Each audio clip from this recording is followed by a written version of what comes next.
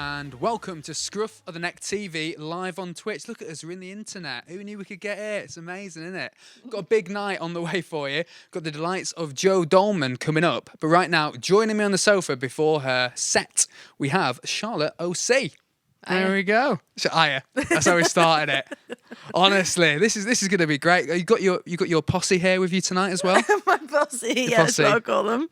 Yeah. Which is got my mum and my sister. Yeah. Which is great. This is the first time that I've kind of. Well, they used to come on the road with me quite a lot, but I've not done this in a while where I've got to have them, so it's been lovely. Because you started really young, really, when you were first began. Was it like 16, 17? You were getting record deals and stuff like that? Yeah, so I was part of like the MySpace generation. Oh, God, it makes us feel all old there. Yeah. Oh. And, yeah. Did you have your own song on your MySpace page? I had a couple. My dad, bless him, bought me like a 12-track recording thing, and I started learning to play guitar and started to write, and then I ended up uploading them, and then all of a sudden, kind of, it's like the TikTok thing, I think. People started like generating a little bit of a buzz, and I ended up getting into somebody's top mates. Julian Peretta. I don't know if you remember Julian Peretta. No. But I think he might have fancied me and he put me in his top mates. And then all of a sudden I got signed to Columbia Records, which was crazy. So yeah, I've been doing it a long time. And that was when I got signed when I was 18. Yeah, wow. So, yeah.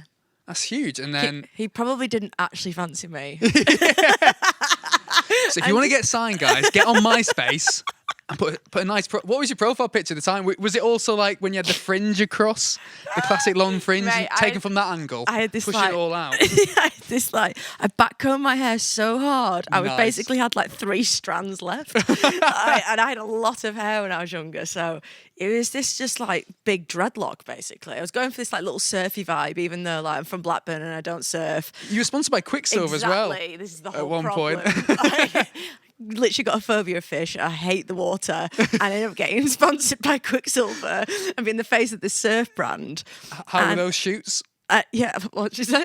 Did you have to do any shoots in the water then? Oh my God, so they did. They did do one in the water, but I was so petrified that I was like, I'm not getting in a bikini. I have to be in a full dress. And I was on this like longboard, literally screaming in this dress, petrified that I might see a catfish. I don't know why catfish are like the ultimate scary fish for me. And I was just... It's the whiskers. It is the whiskers, man. And I feel like I've seen a few people in life that look like catfish. And like, they just petrify me. So yeah, I was the worst ambassador for it. Yeah. However, I had the best years of my life. Like I was living in the south of France, like again, wow. northerner in the south of France. It was just all a bit strange. Hey, look, no wonder you're scared of catfish. That's where they all are. Look at heck. What a life. But you touched briefly on that your dad got you started with writing on the 6-speed recorder. Yes. Like, sort of thing like that. You've got a song that's sort of dedicated to your dad. That you Yes. just released. Oh, it's beautiful. Can you tell us a bit more about that? Yes. So when I wrote this song, I was just about to start making this record that's going to come out in October. And just before I started making it, I got the news that my dad had been diagnosed with cancer. And I didn't know what cancer it was going to be. We didn't know, what stage it was. I knew it was throat cancer. But yeah, I think that word attached to anybody that you love is just a bit... I think you'll never know what that feeling is like until you actually hear it, And then and a couple of days later, I got the train to London and I was... on the train and I was crying my eyes out and my mask, oh my God, all I can remember is my mask just being stuck to my face full of snot. Oh. And it was just such a poetic moment for me. Did that make it into the song? I'm sure there are droplets of snot all over the lyrics that I wrote, but no, it didn't quite make it into the audio. No.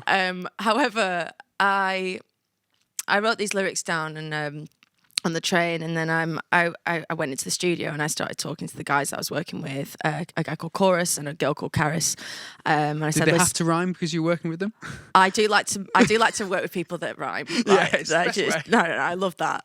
It's just it helps with the writing process. I said, listen, this is the state of mind that I'm in. This is what's going on. I'm so sorry if this is going to be a bit of a nightmare to work with me to make this album, but this is what's happening. And Caris basically said, I know this is a bit of a risky thing to say, but whilst you're in this mood, should we write a song about it? And I was like, whoa, okay. And I wrote a song and it's called Inevitable, and I wanted to write a song that was almost a prayer to a God that I'm not religious, but when you're in that situation, you start asking for help. Of course. And it's also a song that I wanted to just let him know, like, I love you. This is what you've done for me. I'm not ready for you to go yet. You're the reason why I do all of this. And yeah, it's probably the saddest and the most honest thing I've ever written. And I do feel like a psychopath for releasing it. No, it's beautiful. I mean, it must be really difficult to, like, 'cause it's an amazing song, and it's probably like, I'd say it's your essence in a song is so pure because there's out of all the latest songs you've released, it's the most to the point. Yes. And it's really stripped back. It feels like it's just you bearing your soul. It must be quite difficult in a way to even perform that. This I is guess. again why I'm saying why I feel like I'm a psychopath, because like I feel like I can just almost, when I actually sung it at my father's funeral, which was at the at the 1st of May, and that is something that I just didn't think I would ever be able to do. But in that situation, like, you just do it, and you just. I mean, it's If really a lovely way to honour him. Yeah, and it is, and I think he'd waited all his whole life for me to do this for him, and it just took him to bloody die for me to do it. Annoyingly. Well, I'm sure. Did he get to hear it before Do you he know what? I passed? think he did. Oh. I was worried that he didn't. Just before I moved to London, I wanted to make sure that he got the album and he listened to it. But that song wasn't on the album. It wasn't put on there. No. And it was a mad panic for me, because I was like, I really wanted him to hear it, but my sisters and my mum reassured me that he did hear it. He found it difficult to listen to. Of course. But yeah, it's a song to honour him, and I'm able to sing it, and I don't know why. I just am. Yeah. Are you playing it tonight? I am. Well, that's going to be a moment, and I'm I'll excited try and to force hear a it. tear out as well, so I seem a little bit more genuine. It's going to be like an X Factor performance. I'm very excited for it. So you've got this album coming out. I mean, we don't even have to jump on it. Let's say how professional you are. You've got the album coming out in October. Mm-hmm. Have you got a name for it? Yes. Is it Here Comes Trouble? It is, yes. Oh, that's very different from. It sounds a bit sassy. Is it a sassier album? No, it's just like so. Last year and this year, worst years, like the worst 2 years that you could probably ever imagine. Yeah. And throw in a pandemic in there, and it's just a real Doesn't seem cesspit. fair. No, it's just nothing is fair. No. Nobody deserves anything, but fuck me, I didn't deserve any of that. No. It was Oh, just who so does? No shit. one does. Yeah. No, and You've taken it with humour, though. And I mean, I've spoken to your mum and your sister. You all just laugh about everything, which is really nice. It's I like, think that's what you have to do though when stuff's really bad. You have to laugh. Yeah. And it must be a northern thing. I don't know. It's what comedians do. I'm not saying I'm a comedian, but you know. well, that's interesting because I actually heard one of your latest releases, Forest, was inspired by Ricky Gervais's Afterlife. Yes. Like, and so did that sort of go, okay, well, I can sort of mix comedy and tragedy together quite well. I think so. And I do think it is a northern mentality of like, you know, when stuff's really bad, you just kind of like, you do kind of trying to make light of it. And when I watched Afterlife, I was like, oh my God, this is probably the worst time to watch this programme. And also like the beginning of lockdown, like things are really bleak. And I just wanted to make something beautiful out of a really sad situation that I was going through, and also like I realised that life is, you know, like you fall in love with somebody, and one way or another they're just going to do one, or you're going to do one, and whether it be through breaking up or, you know, like death or whatever, and Yeah. you've got to make something light out of something crap. Yeah, so Here Comes Trouble is going to be heavy, guys. It's Yeah, going to be a no, it heavy is- album. It is very heavy, and the name actually came from. Because everything was so bad, I just felt like through every corner that I turned, it was just some little demon just being like, here's something else that's going to just really like mess shit up. Yeah. And You've made it into art. yes, thank God. Yes. Can you imagine if I didn't? Did you find it therapeutic to do it that way? Because it must be quite difficult to go, okay, well, I'm going to write about this. Yes, I think it's why everybody makes music, isn't it? Well, a lot. It's. I find it better to thank God I've got that, because if I didn't have music and I was as emotional as I am and I just was saying it to everyone, and I'd just come across like a nutter. Like, so now I'd be like, course. I'm feeling all this stuff and I've got a song to like back it up. So Yeah, it's hard in a pub just to start reading out your diary. just like People don't accept quoting it. all my lyrics. I've tried. They don't like it. You know, just save it for the taxi home. Yeah, no, I do. It is therapeutic, and something's come out of it. But I think by the end, another side of the Here Comes Trouble is that I did start going down on a little bit of a downward spiral, and I was going out, I was drinking, and I was just like, and honestly, when I walked into a room, I did feel that everybody was like, oh, here comes trouble. This is what I felt like I was, and I felt like it was rubbing off on me. So I think that really like summed up the album pretty well, because this is basically all I'm talking about. Me. Yeah. Well, it sounds like the album's your process of, dare I say, grief. Yes. In a way, and for many things. Yeah. And you feel like, I mean, you're never really out of the other side. Like, I connected with that song so much because everyone's gone through grief. It's what we all connect to. But do you feel that the album's helped you with that, and you feel stronger in any way because you've put it into words? That and therapy. Therapy. Never knock it. Always have as much as you can for it. She's great, my therapist. Yeah. But yeah, I think definitely. It has helped me, and I think the fact that I've got something to like be like, here's what I made out of that. Yeah. That in itself is like There's enough happy a pat songs on the back out there. Yeah. Yeah. Let me be sad. Yeah. Well, I liked on the forest though, because we're in the Northern Quarter right now. That's where we're filming it. I think one of the first lines is, "I showed up somewhere in the Northern Quarter." Yes. There we go. Stage and radio. I like a bit of that. I've got some of the lyrics. I was wondering if you could like sort of say what they sort of mean a bit more, course. if possible. So there's that one, obviously. And on forest you put, "Then you took my emotions and drank them like wine." Ooh, I like that. I'm arty on her. Yeah, that's good, that. Glad to put that in a song. Better than a tweet, So what's the thoughts behind that? I think it's just literally the most emotional person ever.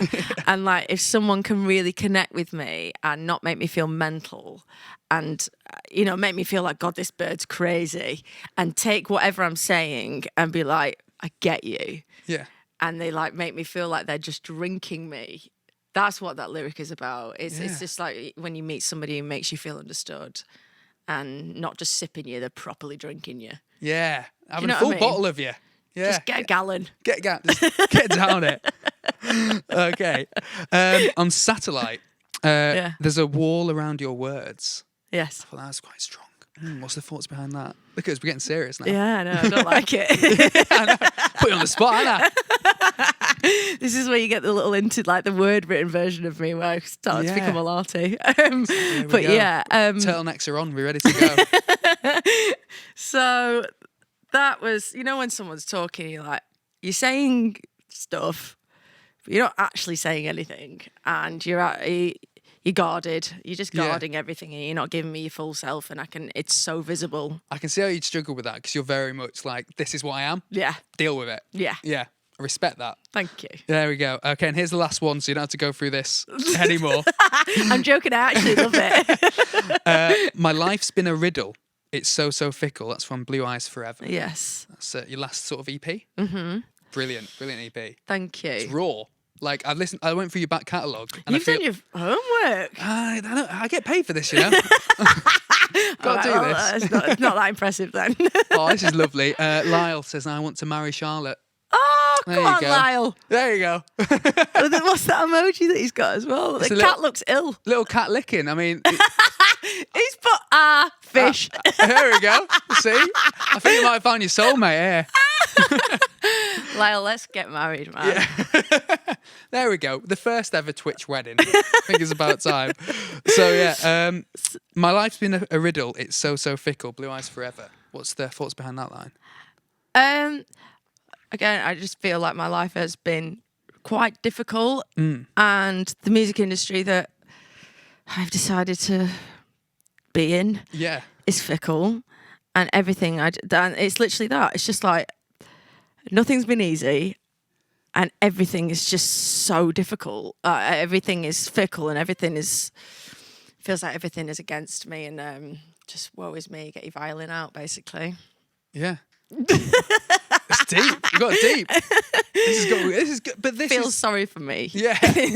So I got distracted because KK Owls just asked, how are you? How was your day today or night? Have you had a good day? I've had a lovely day, actually. Yeah. I've been with my mum and my sister. We got a bit piddly before. We can't tell. Shut up. And, I feel like we just done this interview down at the pub. This would have been much easier. It would have suited the setting. I could have had a few pints. Could have put the world to rights. Would have been fine. Am I coming across like I'm drunk though? No, you're coming across like someone who knows exactly what they're saying. Oh, just God. don't watch this back. You made me paranoid now. Nah, you're grand. You're grand. You played Radio 1's Big Weekend back in 2019. I did, yeah. That must have been like. Where was that one at? Was this in 2019? Yeah. That was. Oh God. I mean, I haven't done my research that much. It's always somewhere in Wales, isn't it? It wasn't in Wales. I just went to Monmouth the other day, though. This is a side note. Probably the most beautiful place I've ever been to. What brought you there? Was that writing or just a bit of a holiday? No, I'm doing a music video for the next single. Oh, can we hear about that? Did you go in a lake? No, I wish I... Well, I was near one, actually. Yeah. But it was honestly, just the most stunning place. Like, Yeah. I want to move to Monmouth. I want to have 5 border collies and I want to live in Monmouth. With Lyle? With Lyle and his cat and his fish. And his cat and his fish. And, yeah, no, it was amazing. But I can't remember where the Radio 1 Big Weekend was, but I was absolutely petrified. And I really didn't have that great of a show. And then I ended You had up... a great outfit on. It was like a white suit. Great outfit, rubbish show. It's one or the other. I thought it was good. I saw the clip. I like. Who's your keyboardist for that? God, when was this? I think it was Fred Abbott, who was actually in Noel and the Whale. Noel and the Whale. Yes. Oh well, he looks like Jarvis Cocker. A little bit. If you have long hair and glasses, though, you just look like Jarvis Cocker, Just instant don't you? Jarvis, isn't it? There you go. I was just wondering if it was Jarvis in another mantra, but he's in a different band. Noel and the Whale. As long as it wasn't a catfish, you're fine. Oh my God, catfish. Yeah. There we go. Catfish. That's what he was doing it for. Lyle is working on another level. Lyle, you're the fan we need.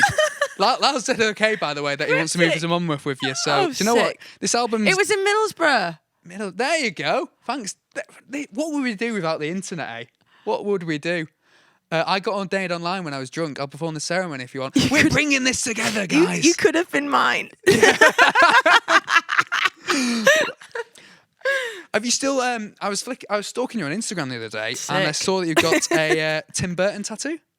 No, that was somebody I met. Somebody else. Yeah, I've got somebody that would get a tattoo. I think my face says enough. I honestly do think that like every story or emotion or scar is just here. Here, you don't. Well, what would you get if you had to get a tattoo then? I'd love to be a dick and just get my own lyrics. Would you? What lyric would you get then?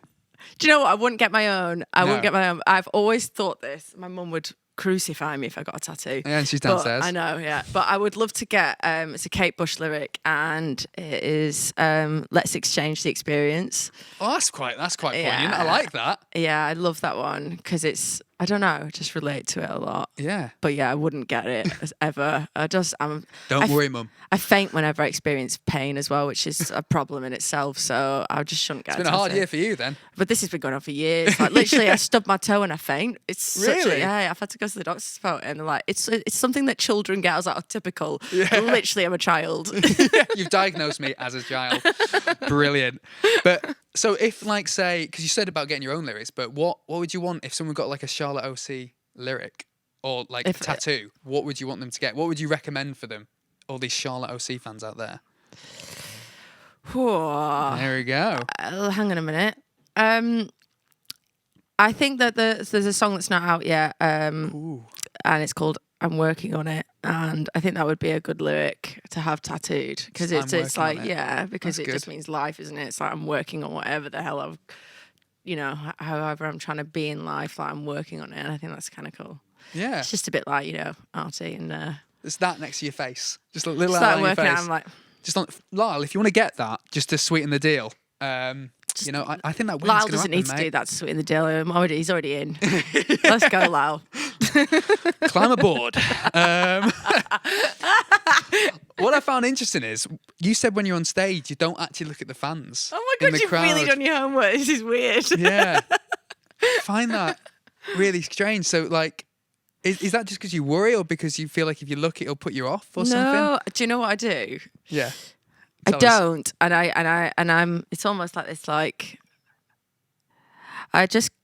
it's almost like I just kind of get a little bit lost, and then and I stay up there for quite a while, and then just to freak them out, look at them, and then they're just like, and then I can always just see their eyes just like twitching, like, oh my God, I don't know what to do, and then I just look back up again, and I'm like, got you. So you do aggressive eye contact. That's what you do. You freak Yeah, them it's out. very intrusive and almost just a little bit like they feel violated, and I love that. But yeah, no, Charlotte OC violates fans. You heard it here first. on the reg. But no, I kind of get a little bit lost, and I just enjoy myself, and I think that if I end up looking in their direction, then I'm worrying about what they're thinking sometimes, and if they're like looking at the phone, I'm like, do you know what? I really, as much as I'm here for you, I'd like to really enjoy myself as well. course. And sometimes, sometimes the sound isn't great on stage, and sometimes it's not for me, it is for them. So if there's any little moment where I could just slip away and slightly enjoy myself, as much as it is enjoyable, sometimes it's not. So this is my little escapism to just like go above it and just get a little bit lost. So I feel like, because you were signed quite young, and you've been like, you kind of transformed who you are as an artist through the 10 years that you've been sort of doing it. Do you feel like your persona on stage has also changed from when you started to how you are now? So when I was younger, it was just me and my guitar, and it was just really quite like raw, and I would be exactly how I am right now. This was MySpace, Charlotte. Yes. And then when I got signed to a management company and I started making a song called, I released a song called Colour My Heart and Hangover, I kind of got lost in this, like, they were like, you should be like a witch and you should be ethereal. And I was like, yeah. Yeah, I love Harry Potter. I love yes. I'm Slytherin. I found out the other day that I am really? Slytherin, Was yes. that online or at the actual school? My friend was just like, you're Slytherin. And I was like, I don't even want to look it up online because I'd be disappointed if I was anything else other than Slytherin. Like, if I was Hufflepuff, I'd be fuming. Oh, sorry. Hufflepuff is like, mate, you're not going to make it in life. Even in the Harry Potter world, like, you're working in the spa. You can do magic, but off your pop. And it's so good when you meet someone, you're like, you are Hufflepuff, and you should just literally go home. Like, honestly, that's the worst insult. If someone says you're a bit of a Hufflepuff, mate, you'd be like, oh, honestly, jog on. You left a bad taste in my mouth. I'll call you a cab and I'll pay for it. Just leave. Hufflepuff your way off.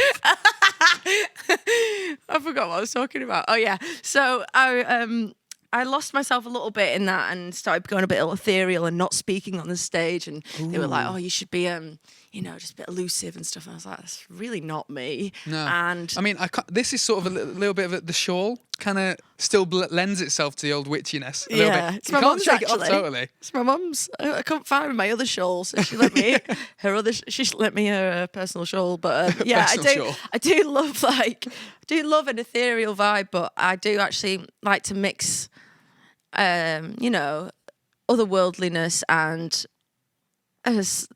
snap right back into reality. And I think that's what I always want to do in my live shows, and create that, like, take people out of anything and then be like, oh, this is welcome to the North. Yeah. Well, this is interesting because it seems like your latest stuff is even more grounded in reality than your previous thing. Yes. So are you sort of do you feel like a bit braver to bring a bit more of yourself into it more? I think I had to. Yeah. I think for years I've constantly felt like, I'm just not being myself. I'm just not doing it. I'm not doing it. And I was like, this last year and this year, I've just felt like I couldn't escape being me, because my life was just there and I had to face it. And I had to, and through that process, I had to make an album. So for me to, trying to be like for it to be aloof and whatnot, or just, a bit like dreamlike, is not possible, because that's not what my life was. And I just had to just write exactly what was going on. Otherwise I probably would have just like combusted. Yeah, of course. I mean, but it sounds like in a way, it's helped in a way that having to make that album during that time. At the time, I bet you're like, well, that's not happening. Yeah. But it's a blessing because it's made you like focus in on what you want to be more than ever. I think so, and that's scary in itself. Like, because You put yourself out there. You can't hide. Yeah, and I can't argue with it. Like when people said you love it, I'm like, I do, and I love what I've done, and it's so me, and I that's what's scary about it. Can't hide behind a little shawl, can I? I'm just like, this is. You got your mum's shawl. It's fine. Yeah. There we go. Thank God. Tassels. Tassels on. That's what you need. Lyle, I love it. When it comes to, so you got the album coming out in October. So live dates, what's happening now? We're going to be seeing some Charlotte OC live soon around the country. Yes. So I think, a tour in October in London. No dates yet, because God knows what's happening with life. Who knows? But I've got a tour in October in London and Berlin and Cologne, I think. And then I've got some shows in Budapest. Oh, wow. And some other places. It's literally just got confirmed the other day. And also on the 10th of September, the Highest Point Festival, which is in Lancaster. Oh, sweet. Hometown festival. Exactly. Nice one. Staying at your mum's again. Yes. What we love to hear. So that'll be nice. And they keep coming in now, so it's nice. Just be nice to play. Even this, I just can't wait to just play. Well, we're excited to hear you. Thank so you. It's just going to be you on the stage as well. So when you're saying, I'm feeling a bit worried about like bearing myself a little bit more, and we've gone, all right, just you on there. Exactly. So yeah. Don't worry, you can talk to the Twitchers. They're all very nice. You'll have a little screen there to have a little chat with you. Look at your Twitchers, get ready. Don't worry, he's going to be on here. And so this is going to be, is this the first gig for a long time, would you say? Yeah, I think this is my first gig in. Oh, do you know what? I was lucky last year. I got to do a show in Berlin just when the second lockdown, it was like another ease of a lockdown. But this is the first gig in like a year, I think, or like a year and half a year. Fuck knows, I don't know. Well, either way, I'm excited. Yeah, I feel like we've got to bring the energy back up a little bit now because we went deep and I liked it. It was strong. But make sure you don't go anywhere, Twitchers, because we're going to see the first performance from Charlotte OC for some of her new songs as well that you might never have heard of in about 3 minutes.